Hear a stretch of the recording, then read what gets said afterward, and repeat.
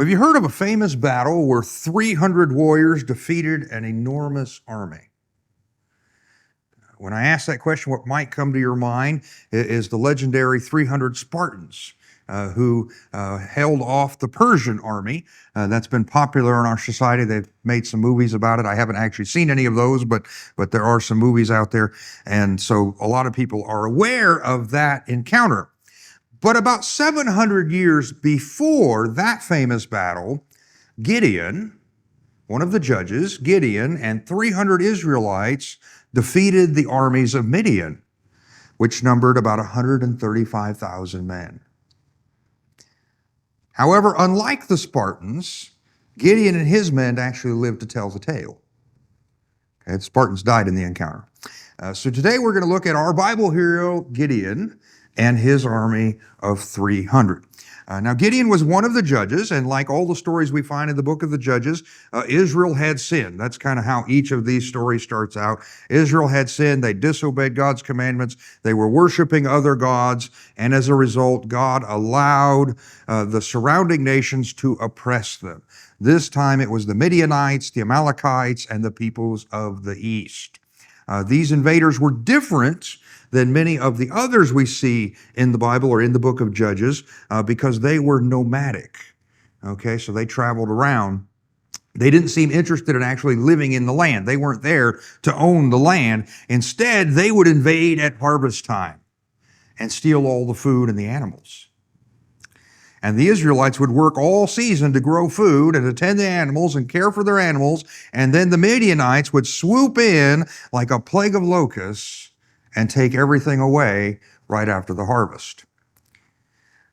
Now, this went on for 7 years.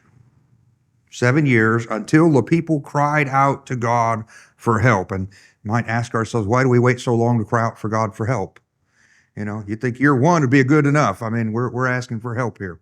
But they waited 7 years. And once they called out to God, Gideon enters the story. And so we're going to pick up in Judges chapter 6, verse 11. It says, the angel of the Lord came, and he sat under the oak that was in Ophrah, which belonged to Joash, the Abizarite. His son Gideon was threshing wheat in the winepress in order to hide it from the Midianites. And right there we're going to pause, because we've already hit something worthy of taking note of. When the angel of the Lord came to call our hero Gideon to deliver Israel, he was busy hiding from the enemy. We don't usually look for our heroes while they're hiding from the enemy. Okay, this makes him, just right off the beginning, an unusual hero, because he's hiding from the very people that God's going to send him to defeat. And Gideon was doing something. He was threshing wheat. And I do have a picture, a couple pictures actually, but I have a picture of threshing wheat. These guys have stalks of wheat, and they are threshing it. And what they would do is they would bang it out against a hard surface to get all the grains of wheat to come loose from the stalk. Now, they could do it that way. Sometimes they would beat it with a stick. Sometimes they'd go over it with a threshing sled. Now, once they had done that, then they would go on to the process that we call winnowing, where they actually, throw the wheat up in the air to get the chaff to loosen up and to let the wind blow it away. This is a rigorous and lengthy process because you have to get the grain, the wheat, separated from everything other part of the plant. They usually do this in the open wind, so the wind will help. It'll blow away the chaff. However, what we find Gideon doing is doing this in a wine press. And I have a picture of a wine press. In this, they would, put the grapes down inside it and step on them, press them with their feet. You all watch I Love Lucy when she went to Italy. I mean, okay, you get the picture. They would do this. Well, by doing this, Gideon is losing the benefit of the wind. He's down inside the thing, hiding, so the Midianites won't see him or his food. And so it's not really the best way to do it. In fact, I kind of wonder, doing this, you're going to be left with a mess of all the chaff down in the bottom of the wine, unless you have a vacuum. That's going to be hard to clean up, okay? And I don't think he had a vacuum. So, this is going to be a mess. It's not a logical thing. It does tell us probably they don't have grapes to press. They're not able to use the wine press for what it's meant for, and he's using it to hide from the enemy, from the Midianites, so that they will not take his food and leave them, and they would come in and take the food and leave them to starve. So this makes him a very unlikely hero. Okay? Usually the guy who's hiding from the enemy is not the one you're going to look for to save your country. But the angel of the Lord comes and speaks to Gideon. And let's pick up in Judges chapter 6, verse 12. Then the angel of the Lord appeared to him and said, "The Lord is with you, valiant warrior." Gideon said to him, "Please, my Lord, if the Lord is with us, why has all this happened? And where are all his wonders that our ancestors told us about?" They said, "Hasn't the Lord brought us out of Egypt? But now the Lord has abandoned us and handed us over to Midian." The Lord turned to him and said, "Go in the strength you have and deliver Israel from the grasp of Midian. I am sending you." He said to him, "Please, Lord, how can I deliver Israel? Look, my family is the weakest in Manasseh, and I am the youngest in my father's family." "But I will be with you," the Lord said to him. "You will strike Midian down as if he were one man." Then he said to him, "If I have found favor with you, give me a sign that you are speaking with me. Please do not leave this place until I return to you. Let me bring my gift and set it before you." And he said, "I will stay until you return." So Gideon went and prepared a young goat and unleavened bread from a half bushel of flour, and he placed the meat in a basket and the broth in a pot, and he brought them out and offered them under the oak. The angel of God said to him, "Take the meat and the unleavened bread and put it on the stone and pour the broth on it." So he did that. And the angel of the Lord extended the tip of his staff that was in his hand and touched the meat and the unleavened bread, and fire came up from the rock and consumed the meat and the unleavened bread. And then the angel of the Lord vanished from his sight. When Gideon realized that he was the angel of the Lord, he said, "Oh no, Lord God, I have seen the angel of the Lord face to face." But the Lord said to him, "Peace to you. Don't be afraid, for you will not die." So Gideon built an altar to the Lord there and called it, "The Lord is Peace." It is still in Ophrah of the Abiezrites today. So Gideon was somewhat, we find, a reluctant hero. Firstly, he's hiding from the enemy. He feels greatly discouraged. I mean, his answers to the angel were, well, if God's with us, why is all this happening? And it seemed like the whole world was going the wrong way. Maybe you can relate to that. You ever feel like you wake up and watch the news and the world's going the wrong way? Well, he's asking the question, where is God's promises? What do you mean the Lord's with us? What do you mean I'm going to deliver Israel? Where are all these promises and the things we've heard? And maybe you've been there, where you're trying to follow Christ, but everything in the world around you seems to be going the other way. You ever feel like you're fighting your way upstream? Maybe you've been discouraged by people's resistance to faith. Maybe you've invited them to church and tried to tell them about Christ, and they don't want to hear it. Maybe you've been discouraged by the downturn in church attendance, which has gone on nationally, by the way. Maybe that's discouraging you. Maybe you're saying, where is God? What has happened to the revivals and the awakenings we heard about from the past? How is God with us? Because sometimes it may feel like God has abandoned your society. See, Gideon felt that, and he also felt very small. He was the youngest adult son of the smallest family in his tribe. And in their world, the bigger your tribe and the age, the older was better in their world. It just kind of, you had that standing, that status. But he also seems to have been overwhelmed with trying to cope with the current events. And maybe you can relate to that this morning. Maybe there are events in your life that are just out of your control. Things that are causing you anxiety and fear and that have made you feel small and powerless in a world that seems to be against you. That is where Gideon seems to have been. That's the way Gideon seemed to have felt when the angel of the Lord showed up to change everything in the course of his life and the course of his nation. Now that should give us some comfort, because Gideon was in such an impossible situation, but it was not impossible for God. Don't look at your situation and say, this is impossible. If you are at the end of what you can do, if you have come to recognize that you are not able to turn things around on your own power, then that's when you are ready for God to step in and turn things around by His power. There's a great false concept that goes around. It's been repeated in our society, and that is that God helps those who help themselves. That is actually anti-biblical. God in His grace helps those who admit they cannot help themselves. So if you, like Gideon, have come to the end of what you can do, then it's time to get ready for what only God can do. So the angel's appearance, he came to Gideon, but he didn't give Gideon any information on how he was going to deliver Israel at that moment. He just told him, you're going to do it. You know, you're the one that's going to go deliver Israel from Midian. And so he delivers this message. He receives the offering. It gets burned up in the fire, and the angel disappears. And Gideon builds an altar to the Lord there. But he is the one God has called. And it would seem that after seeing this angel, the Lord would then speak to Gideon. We see a couple spots where it says, the Lord spoke to him and gave him these instructions. And so after that, he gets the one vision of the angel, and after that, God just speaks to him. Judges chapter 6, verse 25, will continue in these instructions. It says, on that very night, the Lord said to him, take your father's young bull and a second bull 7 years old, and then tear down the altar of Baal that belongs to your father and cut down the Asherah pole beside it.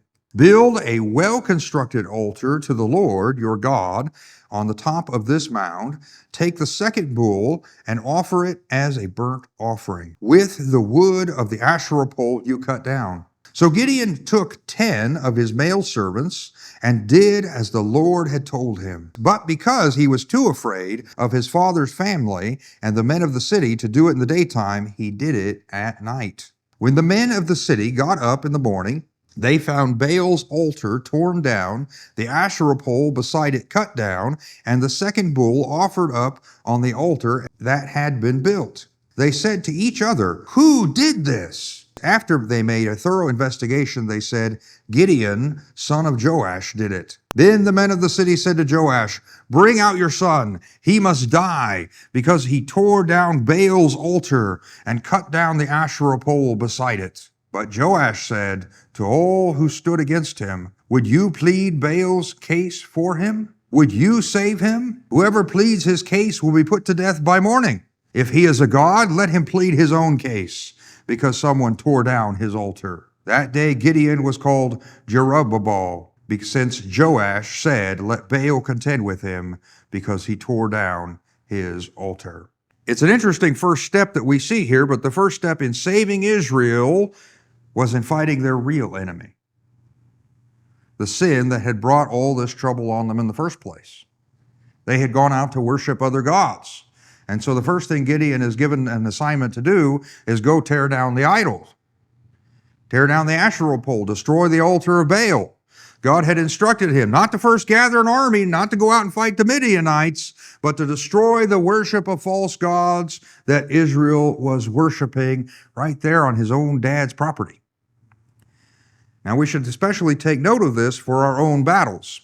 See, our victory over our problems will come through repentance and surrender to Christ. We cannot have salvation without repentance. You cannot be made right with God and receive His blessings unless you're first willing to have the sin that cost you His blessing removed from your life. Jesus went to the cross to pay the price of your sins, not so you could continue to live in it, but so you could be free from it. You might think of this like a wound that's infected. You can't just put a Band-Aid on it. You actually have to kill the infection. You have to kill the infection in order for it to heal. Sin has that infecting power. In fact, I've experienced this in my own life in terms of an infection. I once had an abscess, and it was kind of a painful thing. Now, on the outside, it looked like a really bad pimple, kind of a nasty pimple, but I was getting kind of sick from it. And I went to the doctor, and the doctor said that inside that abscess was roughly the size of a grapefruit. And it wasn't just making me pain there, it was actually making my whole body sick. Well, in order to get rid of that, I can't just put something on the top of it. I can't just cover it over. I had to fight the infection. He had to give me antibiotics. He had to kill the infection from the inside out. Well, sin affects us that way. It's not enough just to cover it over. We've got to get rid of it from the inside out. We've got to kill the infection. And so God's solution was for Gideon to begin the process of healing Israel by first destroying some of the sin that was causing the suffering. Get rid of this idol. But the people didn't like it. The people didn't like it. They got mad. Who did this? Who tore down our Asherah pole? Who destroyed the altar to Baal? And when they found out it was Gideon, they were like, how dare you destroy our gods? You must die. People won't like it if you start cleaning up things. They won't like it if you clean up your life. They'll complain about that. And in Gideon's case, they wanted to kill him. Now, you'll note that he did fear them enough to do the work at night, so no one saw him doing it. He knew trouble was coming. This was not going to go over easy. This is the reality we also face. Sin is killing our society, but when we stand up against it to heal our nation, many people will be angry and bitter towards us. You take a moral stand in our society and just watch if people don't get mad at you for it. They will hate us, tearing down their altars and destroying their gods. But God has called us to do it anyway. We must obey God. We must resist sin. We must refuse to bow to the gods of this world. When we do so, then we will be ready for God to do something great in our life. As long as we got a foot in each camp, we're going to struggle. Now, as a result of this confrontation, Gideon was called Jerubbaal. It actually changed his name. He was branded with a new identity as the person who fought against Baal. He fought against their gods. That's actually a good identity for a follower of Christ, for you to be branded with and be known for being the person who is against the world's false idols. That's okay. Oh, there goes that Christian. He won't bow to our gods. Well, that's good. That's the way we should be. You see that over and over in Scripture. But it was after this confrontation, after Gideon had destroyed these idols, after the people were angry about it, that is when God moved to deliver Israel. And we continue on in Judges chapter 6, verse 33. All the Midianites, Amalekites, and the people of the east gathered together, crossed over the Jordan, and camped in the Jezreel valley. The Spirit of the Lord enveloped Gideon, and he blew the ram's horn, and the Abiezrites rallied behind him. He sent messengers throughout all of Manasseh who rallied behind him. He also sent messengers throughout Asher, Zebulun, and Naphtali who came to meet him. So the enemy had invaded the land just like they'd been doing each year. They came in probably right after harvest time. And since Gideon, was threshing wheat, we would assume that's the time, that it was happening, that they would come in and steal all the food that Israel had grown. But this time, the Spirit of the Lord came upon Gideon, and he blew the ram's horn, and all of his tribal group, his clan, gathered to him, and he sent out messengers to the tribes around to gather an army. And 4 tribes are listed who responded to his call, and all of them are part of northern Israel. In fact, I do have a map for us today. He called Asher, Naphtali, Zebulun, and Manasseh. And so these are the tribes that, we're seeing here in northern Israel. And the valley of Jezreel is really where most of these events are taking place during the story. So again, remember in the book of Judges, the judges tend to operate in part of Israel. They don't look at Israel as a whole nation, but as tribal groups. And so Gideon would be one who operated in the northern portion of Israel. All right, let's go ahead and continue on in Judges chapter 7, verse 1. It says, Jerubbaal, that is Gideon, and all the troops who were with him got up early and camped beside the spring of Harod. The camp of Midian was north of them, below the hill of Moreh in the valley. And the Lord said to Gideon, you have too many troops for me to hand the Midianites over to them, or else Israel might elevate themselves over me and say, I saved myself. Now announce to the troops, whoever is fearful and trembling, may turn back and leave Mount Gilead. So 22,000 of the troops turned back, but 10,000 remained. Then the Lord said to Gideon, there are still too many troops. Take them down to the water, and I will test them for you there. If I say to you, this one can go with you, he can go. But if I say about anyone, this one cannot go with you, he cannot go. So he brought the troops down to the water, and the Lord said to Gideon, separate everyone who laps water with his tongue like a dog. Do the same with everyone who kneels to drink. The number of those who lapped with their hands to their mouths was 300 men, and all the rest of the troops knelt to drink water. The Lord said to Gideon, I will deliver you with the 300 men who lapped and hand the Midianites over to you, but everyone else is to go home. So Gideon sent all the Israelites to their tents, but kept the 300 troops who took their provisions and their ram's horns. The camp of Midian was below him in the valley. By the way, the picture I have here is actually the spring of Herod in Israel. And so that is the spring where, Israel, the armies would have drank. It actually runs like a stream from this point. Now, I suspect that the trash cans and park signs have been added since Gideon's time. This is the touristy version, but it is still there. I mean, this is an actual place that you can go see if you go to Israel. It's there. This is where they would have drank. So let me ask you, how far are you willing to go in obedience to God? See, Gideon's army gathered to him. God said, hey, I'm going to send you to fight the Midianites, and he gathered an army. But even with his whole army there, he's still outnumbered 4-1. And in that situation, God says to him, your army's too big. Now, I'd be saying, God, there's more of them than us. We're outnumbered 4-1. God says, no, your army's too big. You must send home anyone who is afraid. Now, this is doing what God commanded in the rules of war in Deuteronomy chapter 20. They were to announce anyone who is afraid, who is cowardly, you should go home. Actually, they also announced anyone who got married in the last year, you're supposed to go home. If you planted a vineyard, you're supposed to go home, which the best way of draft dodging in the ancient world is get a new wife every year. Solomon never got drafted, okay, that's a different story. But if you'd been married, but he does what God says. He says, anyone who's fearful, go home. And this obedience cost Gideon 2/3 of his army. And God said, that's still not enough.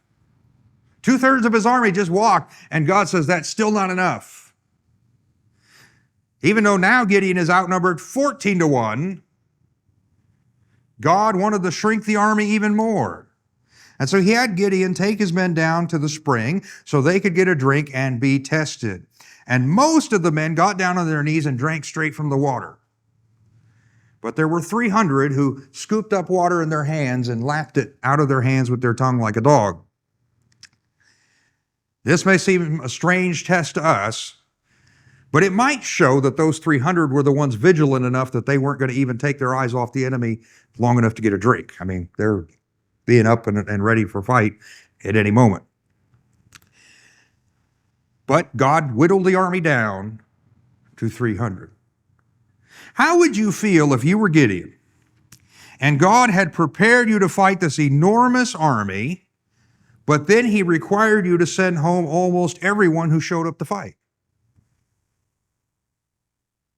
What would you do if you're going to fight 135,000 enemy soldiers and God said, no, send all these people home, I'm just sending you out with 300? By the way, what he was left with, Gideon, an army of 300, the odds were 450-1.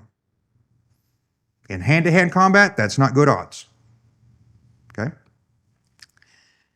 The amazing thing about Gideon, and maybe one of the keys to why he is a hero of the faith, listed in the Hall of Faith in Hebrews 11, is that he obeyed God's instructions on how the battle was to be fought, even when it made no earthly sense.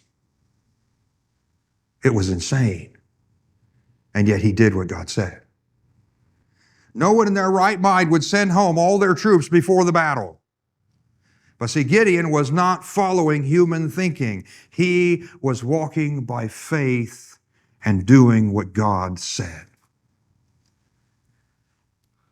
And that brings us to the question that we face often is, will we do God's work God's way? See, we often, especially in a small church, face the tension of sacrificing God's standards in order to gain numbers. Are we willing to do that? Are you willing to stand up against sin when it'll make people angry and cost you their participation? Especially when you're already short-handed. How many times is the church tempted to lower its standards because we need people's money? I don't know if you've ever seen that in a church.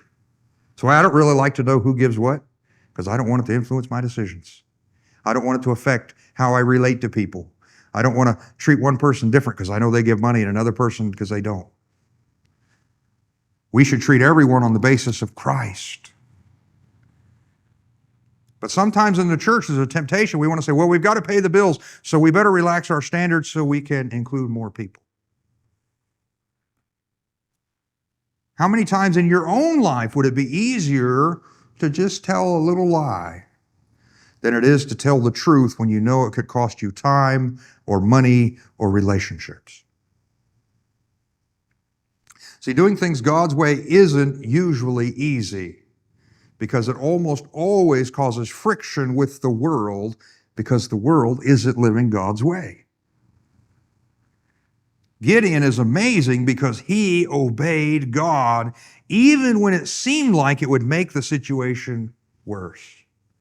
And we must also obey God, doing things His way, no matter the cost.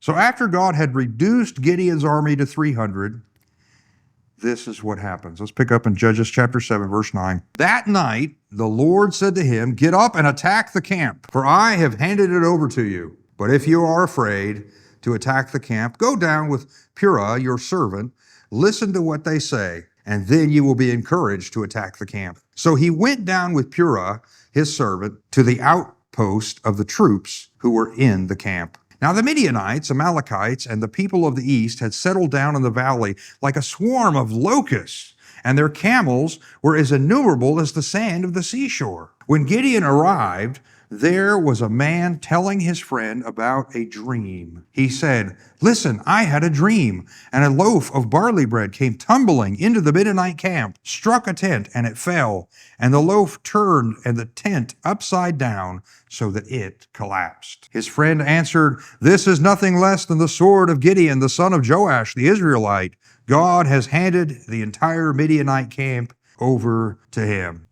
So Gideon goes down and he hears about this guy getting attacked by a loaf of bread in his dream.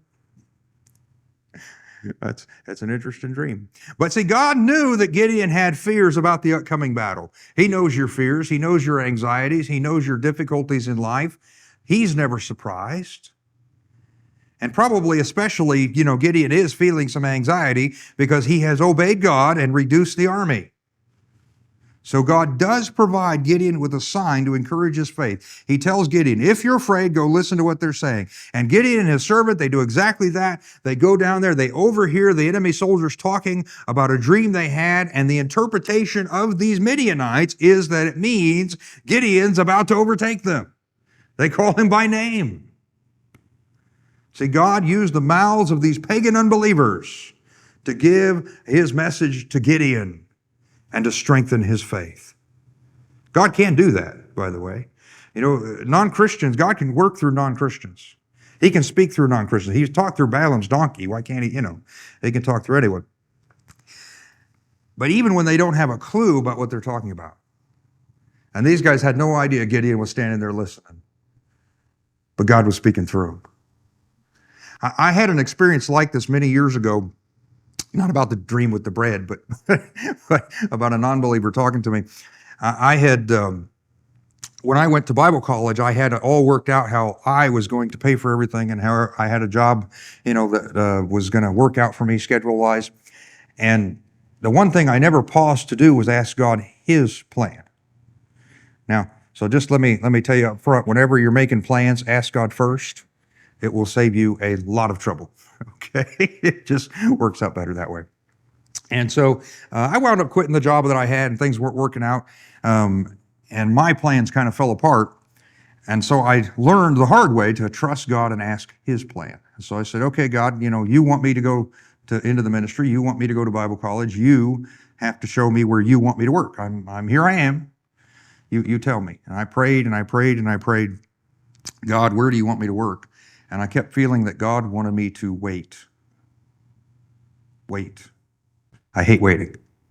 You get that? I hate waiting, but He wanted me to wait. And so I did wait, and I did wait, and I had applied for college, and everything had been approved, and I'm getting anxious because, how am I going to pay for this? Here I am waiting and waiting, and finally God put it on my heart, I want you to apply here. And it was actually the Walgreens. It's no longer there, but there used to be a Walgreens near Grand Canyon University, and God put it on my heart to apply there. And so I did. And I walked in, and they had a help wanted sign on the door. I thought, this is a good sign, And so I filled out the application and went home and kept waiting, kept waiting. Manager called me, said, hey, we want to talk to you. We need an interview. So I went in for the interview. He was too busy to see me. Stood me up. So I went home. About another week went by, and they called me again, said, would you come in for the interview? I went in, and they hired me. And so, okay, that's nice. I felt like God wanted me to work here. Here's the opportunity. My second day there was a young man who was training me named Michael. And he, very snappy dresser. He was very trendy. This was back in the 90s when they still had fashion. Today, I wouldn't consider anything they'd wear fashion, but okay. So, but very, a with it kind of guy, very, very trendy. And but not at all a believer by any means. And he said to me something that just jumped out at me. He said, dude, it's really weird how you got this job. I said, well, why is that, Michael? He goes, we get 10 applications a day. And it all stopped. It's like we suddenly just stopped getting applications. And then everybody quit and got fired at the same time. And we even put up a help wanted sign, and no one would apply for that job. And then you walked in here and you got this job. Now, he had no clue what he was saying to me, but I do. I knew what God had done. And the truth is, the manager who stood me up the first time hated Christians. He hated Bible college students. He did not want me working there. But I was the only applicant. And I have to tell you, the year and a half that I worked there turned out to be some of the best ministry time of any of the secular jobs I ever had. It was a good opportunity for witness. But God can speak even through a non-Christian who doesn't know what they're saying. And that's what we see here in Gideon's story. And so Gideon was greatly encouraged by this dream and its interpretation, and that he had overheard. And so he quickly gathers his army for battle. This is Judges chapter 7, beginning in verse 15. It says, when Gideon heard the account of the dream and its interpretation, he bowed in worship. He returned to Israel's camp and said, get up, for the Lord has handed the Midianite camp over to you. Then he divided the 300 men into 3 companies and gave each of the men a ram's horn in one hand and an empty pitcher with a torch inside it in the other hand. Watch me, he said to them, and do what I do. And when I come to the outposts of the camp, do as I do. When I and everyone with me blow our ram's horns, you are also to blow your ram's horns also around the camp. Then you will say, for the Lord and for Gideon. Gideon and the 100 men who were with him went to the outpost of the center of the camp at the beginning of the middle watch after the sentries had been stationed. They blew their ram's horns and broke the pitchers that were in their hands. The 3 companies blew their ram's horns and shattered their pitchers. They held their torches in their left hands and the ram's horns to blow in their right hands. And they shouted, a sword for the Lord and for Gideon. Each Israelite took his position around the camp, and the entire Midianite army began to run, and they cried out as they fled. When Gideon's men blew their 300 ram's horns, the Lord caused the men of the whole army to turn on each other with their swords. They fled to Achiah house in the direction of Zer-Erah, as far as the border of Abel-Meth-Olah near Tabbath. Then the men of Israel were called from Naphtali, Asher, and Manasseh, and they pursued the Midianites. So Gideon and his 300 men won this major battle in which the majority of the enemy gets killed right there without them even raising a sword. They got a ram's horn in one hand and a torch in the other, and God's just having them in their confusion kill each other off. God did the rest. He caused the armies from the east to turn on each other in their confusion. See, we often try and make much of our battles and depend upon us far too much and depend upon God far too little, when it's God who is the one who can bring the real victory. Don't be afraid to shine the light of Christ and let Him fight for you. Let Him fight for you. You may find that He will deal with your enemy in ways you cannot imagine. Now, after this victory, everyone came back from their homes to pursue the enemy. Once you're winning, then everybody wants to be on your side. And so you see this dynamic. You do find that in life as well. Gideon does specifically send messengers to Ephraim also and ask them to head off Midian and at the Jordan River. And so Ephraim comes up and makes a blockade so that they can't get across the river. And in that process, they catch and kill 2 of the Midianite kings. And it seems like everyone is pretty happy with this result. They've wiped out most of the enemy. They've killed 2 of the 4 Midianite kings. Good job, let's go home. But Gideon is not through.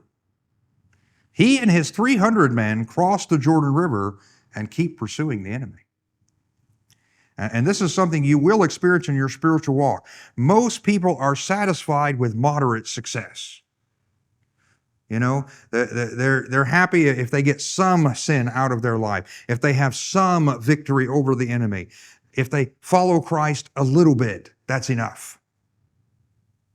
They settle for far less than God is willing to give them, and they miss out on so many blessings, so much opportunity, because they don't pursue total victory in Christ. So don't quit when you have only half the victory. Keep on going until you have all the victory. Let's continue Judges chapter 8, verse 4, because Gideon keeps on going. It says, Gideon and the 300 men came to the Jordan and crossed it. They were exhausted, but still in pursuit. He said to the men of Succoth, please give some loaves of bread to our troops under my command, because they are exhausted, for I am pursuing Zebah and Zalmunna, the kings of Midian. But the princes of Succoth said, are Zebah and Zalmunna now in your hands that we should give bread to your army? Gideon replied, very well. When the Lord has handed Zebah and Zalmunna over to me, I will tear your flesh with thorns and briars from the wilderness. He went from there to Penuel and asked them the same thing. The men of Penuel answered just as the men of Succoth had answered. He told the men of Penuel, when I return safely, I will tear down this tower. Now Zebah and Zalmunna were in Karkor, and with them was their army of about 15,000 men, of who were all those left of the entire army of the people of the east. Those who had been killed were 120,000 men. Gideon traveled on the caravan route east of Nobah and Jogbehah and attacked their army while their army felt secure. Zebah and Zalmunna fled, and he pursued them, and he captured these 2 kings of Midian and routed their army. Gideon, son of Joash, returned from the battle by the ascents of Heres. He captured a youth from the men of Succoth and interrogated him. The youth wrote down for him the names of 77 leaders of the elders of Succoth. Then he went to the men of Succoth and said, here are Zebah and Zalmunna. You taunted me, saying, are Zebah and Zalmunna now in your power, that we should give bread to your exhausted men? So he took the elders of that city, and he took some thorns and briars from the wilderness, and he disciplined the men of Succoth with them. He also tore down the tower of Penuel and killed the men of that city. So Gideon and his 300 men kept pursuing the enemy, even after everyone else thought the battle was over. The odds were greatly improved. It was now, 300 to 15,000.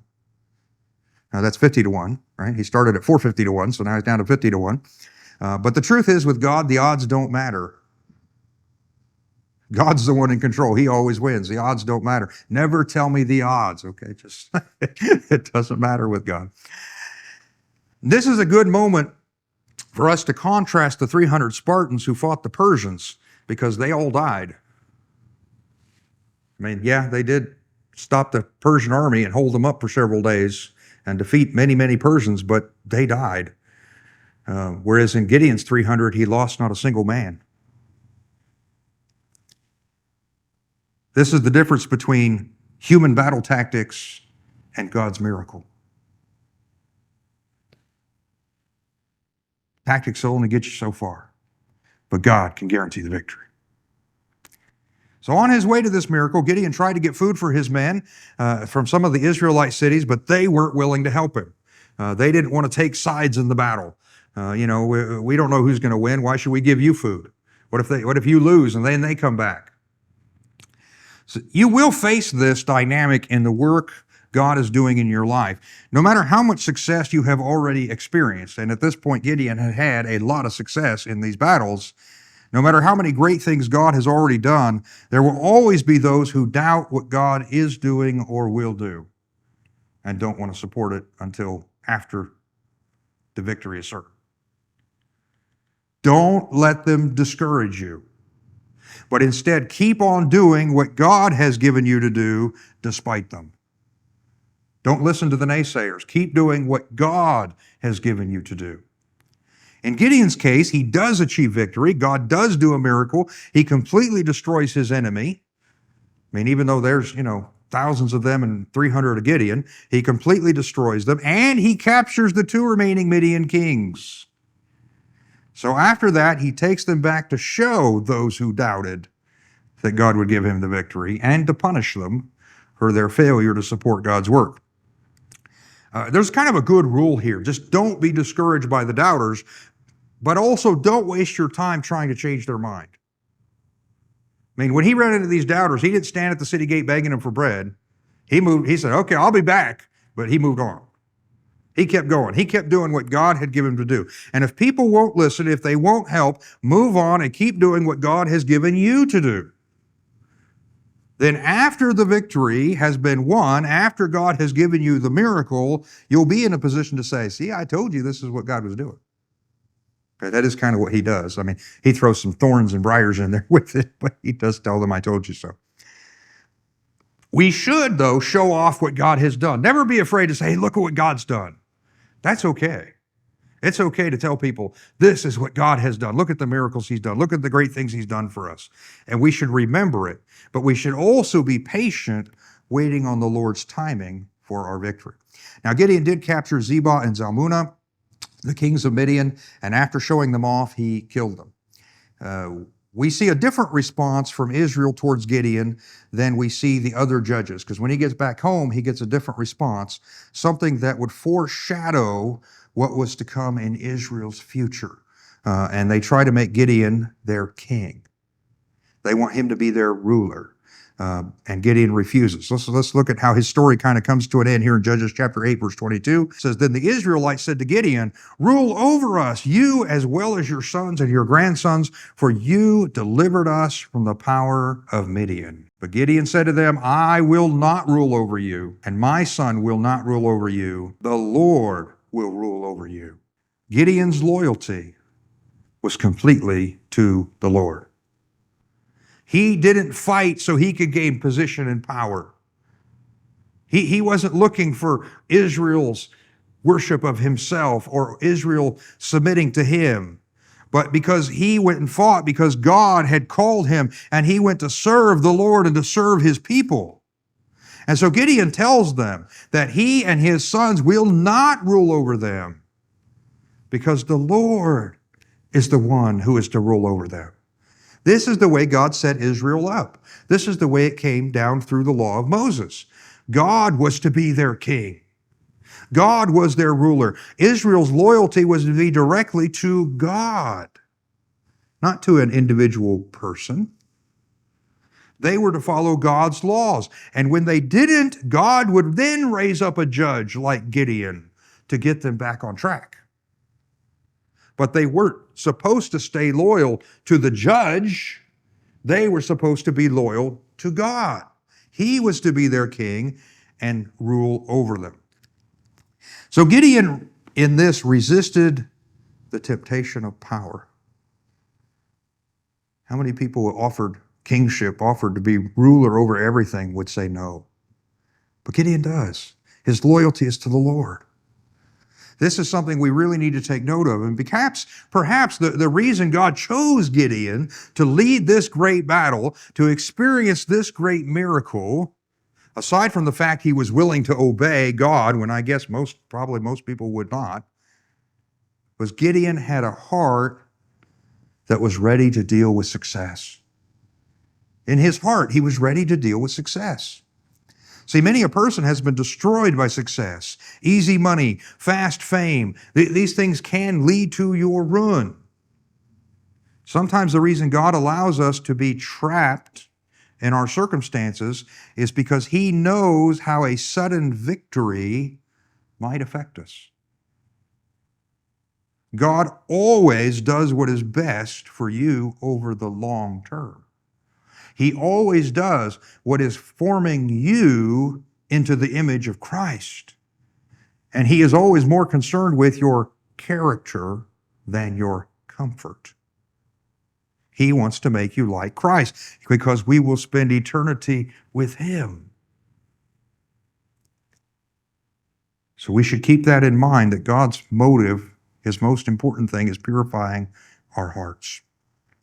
So I want to challenge you this week as you go back out into the world to face whatever may seem like an impossible circumstance. Whatever difficulty it is out there, whatever innumerable odds you're facing, whatever hostile enemies have come into your life, trust in the Lord. Put your trust in Him. Ask Him to help you get through it. If there's sin in your life, destroy it. Tear it down. Tear down the altars and the idols of this world that are distracting you from worshiping God.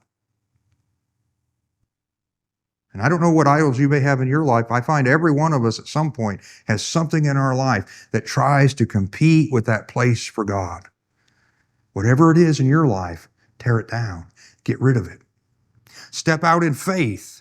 Seek God's will for your life. Ask Him what you should do, and then obey His instructions.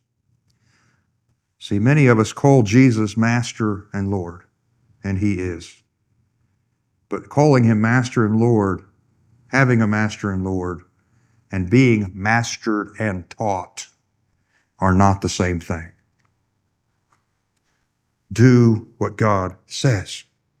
And having done this, go into the week, putting everything into God's hands, and trust Him for the outcome.